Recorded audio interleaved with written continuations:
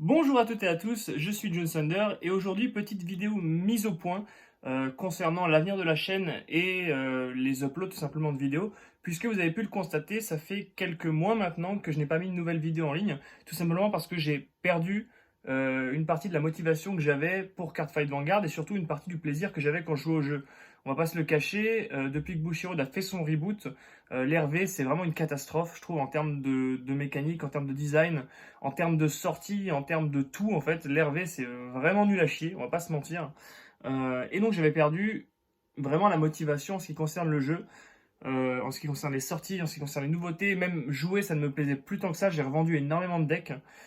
Et lors de ces derniers mois, en fait, tout simplement, je jouais quasiment plus au jeu. Je suis même allé voir du côté des autres TCG. Donc, pour ceux qui me connaissent, vous savez que je joue maintenant aussi à Magic, je joue beaucoup à Vice, qui est aussi un jeu Bushiroad, mais voilà, Vanguard, un désintérêt total sur les derniers mois. Et là, en fait, avec le confinement et avec la Confinement Cup qui a été organisée par Antoine, j'ai retrouvé goût au jeu, notamment en ce qui concerne le Premium, qui est, je trouve, depuis la banlist, vraiment excellent. Il manquerait juste une banlist de Dark Irregular et Neo pour que le format soit vraiment plaisant.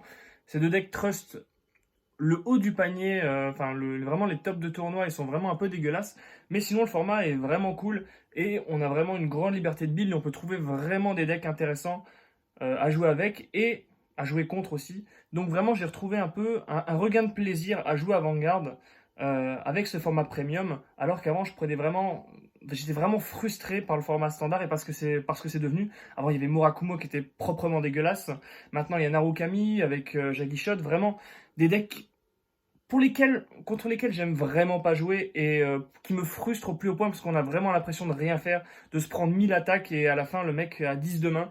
Donc vraiment plus de plaisir à jouer au jeu.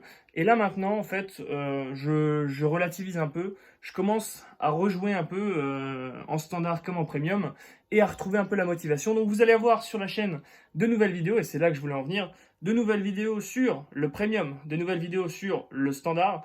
Là, on a une vidéo qui sort aujourd'hui, donc avec la banlist, mais c'est une vidéo standard où on va essayer de jouer Hunger Blader avec la banlist, donc le même deck qu'avant, le deck vraiment OTK Hunger Blader Sweep, avec la banlist, mais avec un seul Hunger Blader au deck, et on va voir en fait s'il est possible, avec toute la draw engine de Tachi, de récupérer cette Hunger Blader et de faire un deck qui est à peu près viable, même sans 4 copies d'Hunger Blader. Donc je vous donne rendez-vous ce soir pour la première série de vidéos sur Hunger Blader post-banlist.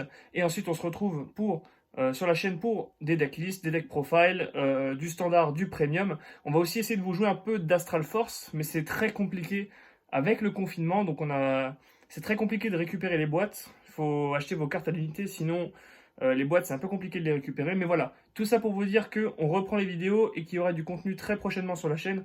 Donc, n'hésitez pas à venir la checker de temps en temps. Ce soir, 18h, première vidéo, Hunger Blader x1. Est-ce que c'est possible ou pas? Moi, je vous fais des bisous et je vous dis à bientôt sur la chaîne. Salut!